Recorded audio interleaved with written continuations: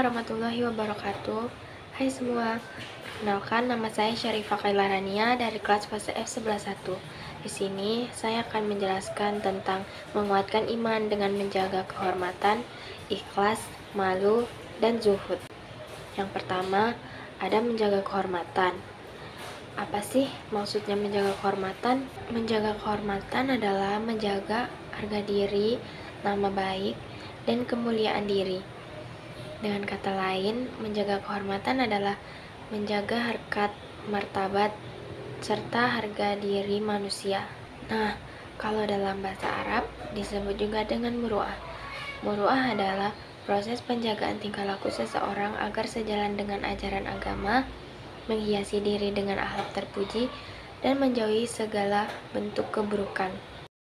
Tapi, ada juga loh yang memberi definisi lain, yaitu sebagai kemampuan untuk menghindari. Tapi, ada juga loh yang memberi definisi lain, yaitu sebagai perbuatan untuk menghindari hal negatif atau buruk, sehingga dapat menjaga harkat, martabat, serta harga diri dan kehormatan diri. Dapat kita simpulkan bahwa muru'ah adalah konsep dalam Islam yang merujuk pada menjaga kehormatan, martabat, serta wibawa individu dan keluarga. Ini mencakup etika, perilaku, dan tindakan yang mendukung integritas moral. Selain muru'ah, juga disebut dengan ifah. Secara bahasa, ifah adalah mencegah dari segala sesuatu yang tidak bermanfaat atau menjauhi hal buruk dan terlarang. Sedangkan secara istilah, ifah berarti sifat yang menjadikan seseorang dapat menghindar dari menuruti hawa nafsunya. Menurut Al-Jurjani dalam kitab Ta'rifat, muru'ah adalah kekuatan hati yang menjadi sumber lahirnya sifat-sifat terpuji baik secara dalil syar'i, akal, dan tradisi. Oleh karena itu, seperti yang telah disampaikan oleh Nabi Shallallahu Alaihi Wasallam, kekayaan yang sejati adalah kekayaan mana diriwayatkan oleh Abu Hurairah. Dalil tentang sikap menjaga kehormatan terdapat dalam Quran surat Al-Ahzab ayat 35. Sikap muru'ah terbagi atas 3 macam. Yang pertama ada muru'ah terhadap diri sendiri, yang kedua ada muru'ah terhadap sesama makhluk, dan yang ketiga ada muru'ah terhadap Allah Subhanahu wa Ta'ala. Yang pertama adalah muru'ah terhadap diri sendiri. Maksudnya adalah mempertahankan serta melaksanakan perilaku yang terpuji dan menghindari perilaku yang tercela, meskipun dalam keadaan sendiri, dimanapun dan kapanpun. Contoh muru'ah terhadap diri sendiri adalah seorang wanita yang keluar rumah dengan menutup auratnya meskipun jauh dari keramaian dan tidak ada yang melihatnya. Yang kedua ada muru'ah terhadap sesama makhluk. Maksudnya adalah menjaga perilaku yang mulia dan menghindari sikap tercela kepada orang lain, baik di lingkungan keluarga, sekolah, maupun masyarakat. Contoh muru'ah terhadap sesama makhluk adalah menjaga tingkah laku dan menjaga ucapan kita terhadap teman. Yang ketiga adalah muru'ah terhadap Allah Subhanahu wa Ta'ala, yaitu merasa malu kepada Allah sehingga membuat seseorang untuk selalu melakukan perintahnya dan menjauhi larangannya, serta merasa malu jika berbuat maksiat. Contoh muru'ah terhadap Allah Subhanahu wa Ta'ala adalah menjauhi perbuatan maksiat yang membawa keburukan dan membuat dosa. Terdapat 3 prinsip muru'ah dalam Islam. Yang pertama adalah sikap hormat. Sikap hormat terhadap sesama menjadi landasan penting dalam menjaga kehormatan dalam Islam. Yang kedua adalah kejujuran. Kejujuran dan kebenaran merupakan sektor inti dalam menjaga kehormatan pribadi dan keluarga. Yang ketiga adalah penjagaan aib, yaitu melindungi privasi individu dan perbuatan yang dapat merusak martabat orang lain. Contoh muruah dalam kehidupan sehari-hari yaitu yang pertama, menjaga perkataan dengan tidak mengejek teman ataupun berkata kasar. Yang kedua, menggunakan pakaian yang sesuai dengan syariat Islam, yaitu dengan tidak memamerkan lekuk tubuh. Yang ketiga, menjauhi pergaulan bebas dan zina. Yang keempat, menjauhi makanan dan minuman yang haram. Yang kelima, menggunakan harta di jalan yang baik dan benar, yaitu dengan bersedekah, menyantuni anak yatim, dan lain-lain. Dan yang keenam, tidak menyalahgunakan jabatan yang dimiliki. Cara menjaga kehormatan ada 3. Yang pertama, kita harus memiliki batin yang kuat, yaitu dengan mengasah kekuatan batin dan spiritual dalam menghadapi godaan dan cobaan. Yang kedua adalah lingkungan positif, dengan menciptakan lingkungan sosial yang mendukung norma kehormatan. Yang ketiga ada kepatuhan pada nilai Islam. Kita harus senantiasa berpegang pada nilai-nilai moral dan ajaran agama. Yang kedua ada ikhlas. Ikhlas berasal dari bahasa Arab yang memiliki arti murni, tidak tercampur, bersih, jernih, mengosongkan, dan membersihkan sesuatu. Ikhlas berarti suci dalam berniat, bersihnya batin dalam beramal, tidak pura-pura, lurusnya hati dalam bertindak, jauh dari penyakit ria, dan hanya mengharap ridho Allah semata.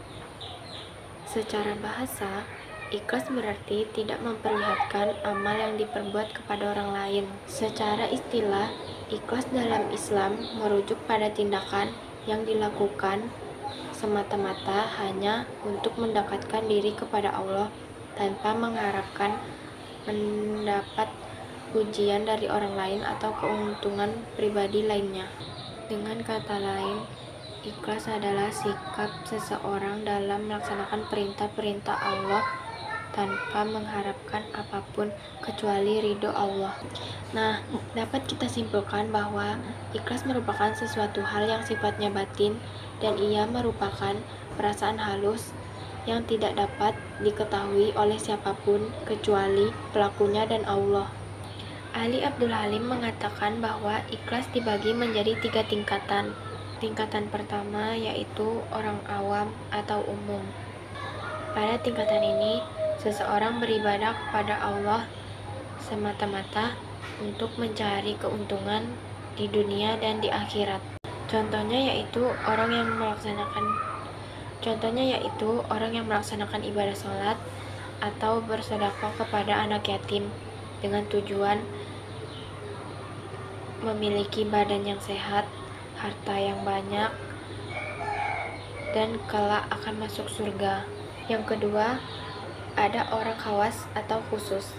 Pada tingkatan ini, seseorang beribadah hanya mengharapkan keuntungan akhirat, tidak lagi berorientasi pada keuntungan dunia. Seseorang pada tingkatan ini sambil hatinya berharap untuk memperoleh pahala surga dan sesuatu yang berorientasi pada akhirat. Yang ketiga ada orang khawasul khawas. Seseorang masuk dalam tingkatan ketiga ini apabila ia beribadah tidak ada motivasi apapun kecuali ia mengharap ridho dari Allah Subhanahu wa Ta'ala. Ia beribadah setiap hari bukan sebagai kewajiban, tetapi sebagai kebutuhan seorang hamba.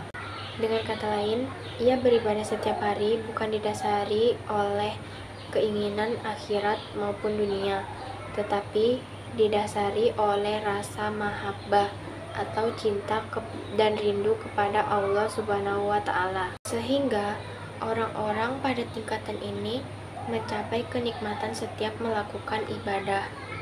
Bagaimana Bagaimana cara agar kita memiliki sifat ikhlas? Imam Zunnun menjelaskan, seseorang harus bersungguh-sungguh, sabar, serta terus-menerus atau istiqomah dalam berbuat amal, sehingga dapat terbiasa dengan perbuatan baik. Menurutnya, ada tiga ciri-ciri orang yang ikhlas dalam beramal. Yang pertama, tidak lagi mengharapkan atau menghiraukan pujian dan hinaan dari orang lain. Yang kedua, tidak lagi melihat pada manfaat dan bahaya perbuatan, tetapi pada hakikat perbuatan. Dan yang terakhir, tidak lagi mengingat pahala perbuatan yang dilakukan. Selanjutnya, keutamaan ikhlas dalam Islam. Yang pertama, akan mendapat pahala yang murni. Ikhlas dalam beribadah akan mendatangkan pahala yang murni tanpa tercampuri oleh motif lain seperti pujian dari orang lain. Yang kedua adalah dapat menjauhkan sikap riya. Ikhlas dalam beribadah merupakan benteng bagi umat muslim untuk terjauh dari sikap riya atau pamer. Yang ketiga adalah mempererat hubungan dengan Allah. Ikhlas dapat membuat hubungan hamba dengan Allah menjadi lebih kuat karena beribadah dilakukan hanya semata-mata untuknya. Selain tiga ciri seseorang ikhlas dalam beramal, ada juga tiga ciri seseorang ikhlas dalam beribadah. Yang pertama adalah munculnya rasa takut kepada Allah Subhanahu wa Ta'ala. Yang kedua adalah merahasiakan ibadah, dan yang ketiga adalah tidak mencari lagi kepuasan di dunia. Salah satu ayat yang mengajarkan untuk ikhlas yaitu surah Az-Zumar ayat 2. Yang ketiga ada malu. Malu dalam bahasa Arab disebut juga dengan al-haya, al-khojal, al-hishma, yang berarti rasa malu atau jengah. Secara istilah, malu adalah menjauhi segala yang tidak diridhoi Allah karena takut dan segan kepadanya. Tidak diragukan lagi bahwa muncul rasa malu ini amatlah sulit bagi orang yang sejak awal memang tidak memiliki rasa malu, atau tinggal di tengah lingkungan yang membuatnya menjadi tidak tahu malu, atau pada diri orang-orang yang memang sengaja membuang rasa malu pada dirinya. Malu disebutkan oleh Nabi SAW merupakan cabang dari iman karena rasa malu membuat seseorang tergerak hatinya berbuat kebaikan dan menjauhi keburukan. Jika ada seseorang yang tidak mau melakukan kebaikan, maka itu bukan disebabkan oleh sifat malu yang dimilikinya, tetapi itu disebabkan karena sifat penakut seseorang dan kelemahan yang membuatnya tidak berani berbuat kebaikan. Malu dibagi menjadi dua. Pertama, ada malu naluriah, yang kedua ada malu yang dicari atau dilatih. Malu secara naluriah yaitu rasa malu yang menghalangi seseorang melakukan hal-hal yang akan menjadi aib atau kehinaan baginya, sehingga memotivasinya untuk berbuat kebaikan. Malu yang dilatih atau dicari yaitu seperti rasa malu seorang hamba kepada Allah pada saat hari kiamat, sehingga menjadikannya mempersiapkan bekal untuk Allah di akhirat nanti. Malu yang ditimbulkan oleh naluri sebagaimana halnya benih bagus yang tersembunyi yang ada di dalam tubuh manusia. Rasa malu menjadi benteng yang kokoh dari segala bentuk dorongan nafsu yang muncul. Penyebab rasa malu ada 4. Yang pertama, malu akibat kesalahan. Yang kedua, malu akibat kekurangan. Yang ketiga, malu karena keagungan Allah. Dan yang keempat, malu karena segan. Dengan demikian, sifat malu sangat penting untuk dimiliki oleh orang-orang karena dapat menjadi perantara meningkatkan keimanan sampai pada puncaknya. Sufyan Tsauri 2019 menegaskan bahwa manusia yang memiliki sifat malu ialah manusia yang mampu untuk menahan dan menutup diri dari hal-hal yang akan mendatangkan aib atau keburukan pada dirinya. Jika pada masa sekarang banyak perilaku buruk yang muncul dari umat beragama seperti pencurian, penipuan, bahkan kasus korupsi, maka itu tidak lain karena sudah menipisnya rasa malu dari seorang hamba tersebut. Yang terakhir ada zuhud. Zuhud secara bahasa yaitu sesuatu yang sedikit tidak tertarik terhadap sesuatu dan meninggalkannya. Sedangkan menurut istilah, zuhud adalah meninggalkan dari kesenangan dunia untuk lebih mementingkan ibadah. Orang yang melakukan zuhud disebut dengan zahid. Menurut Abu Sulaiman Ad-Darani, zuhud adalah meninggalkan sesuatu yang dapat menyibukkan diri kita sehingga melalaikan Allah. Dengan kata lain, menurut Abu Sa'id bin Al-A'rabi dari para gurunya, zuhud adalah mengeluarkan kemuliaan harta dari dalam hati kita.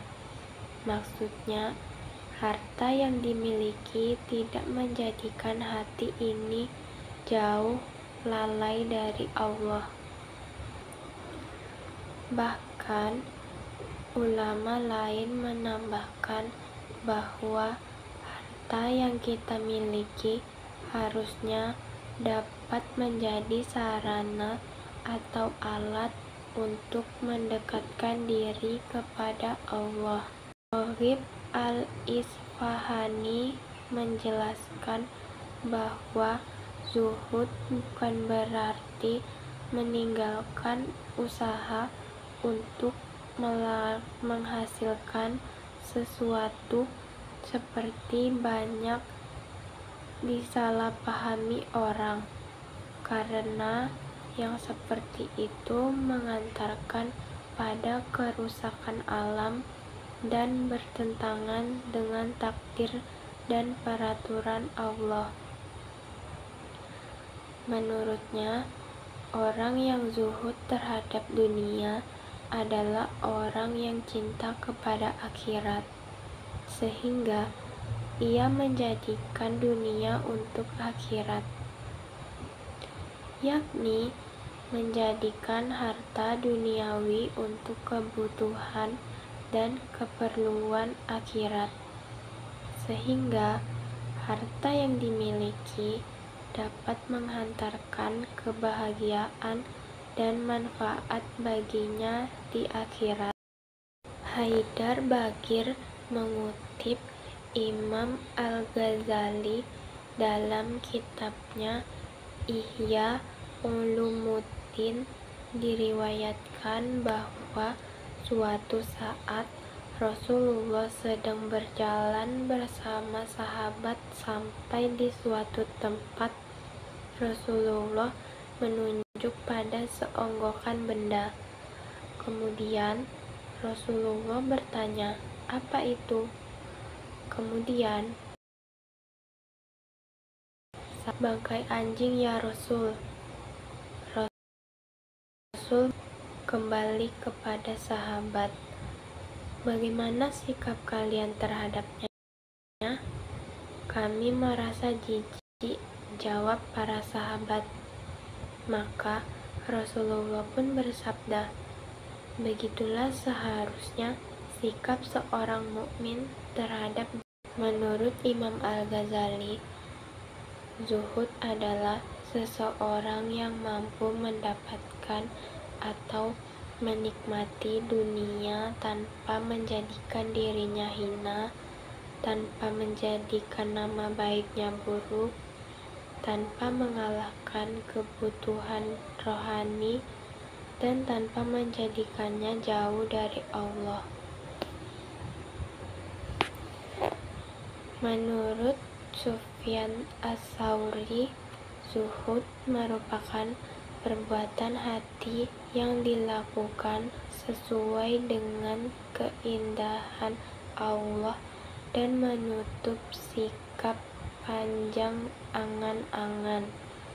Zuhud bukan dilakukan dengan menyantap makanan buruk ataupun dengan memakai jubah. Rasulullah menyebutkan salah satu bahaya seseorang yang tidak melakukan zuhud, yaitu akan mendapati penyakit wan. Zuhud bukan dilihat dari cara pakaian atau apa yang dimiliki seseorang, tetapi terkait cara memperoleh harta dunia dan menyikapi harta tersebut sesuai tuntutan agama, seperti mencari harta yang halal. Harta yang dimiliki tidak menjadikan seseorang sombong dan jauh dari Allah. Zuhud terhadap dunia, sebagaimana yang diamalkan Rasulullah dan para sahabat, bukanlah mengharamkan hal-hal yang baik dan mengabaikan harta. Selain itu, orang yang zuhud tidak selalu identik dengan berpakaian yang kumal, penuh tambalan. Zuhud juga bukan duduk bersantai-santai di rumah menunggu sedekah, karena sesungguhnya amal, usaha, dan mencari nafkah yang halal adalah ibadah yang akan mendekatkan seorang hamba kepada Allah, sehingga harta tidak memperbudak dirinya. Dalil-dalil penguat tentang zuhud yaitu terdapat Quran Surat Ad-Duha ayat 4, Quran Surat Al-Kasyah ayat 77, dan Quran Surat Al-Ankabut ayat 64. Tujuan zuhud dalam Islam yaitu yang pertama, kondisi batin yang lebih tenang dengan berfokus pada kehidupan spiritual. Tujuan zuhud adalah mencapai ketenangan pikiran dan ketenangan batin. Yang kedua, ada meraih kebaikan di akhirat. Tujuan lainnya adalah mengejar pahala di akhirat dengan menjauhi segala bentuk kemewahan dan keduniaan yang berlebihan. Yang ketiga, ada menjauhi sifat-sifat buruk. Zuhud juga bertujuan untuk menjauhi sifat-sifat buruk yang seperti kedengkian, keserakahan, dan sikap materialistik. Manfaat zuhud dalam kehidupan sehari-hari yaitu ketenangan pikiran, dapat mengontrol emosi, dan kesederhanaan hidup. Ciri-ciri zuhud dalam Islam, yang pertama adalah keikhlasan.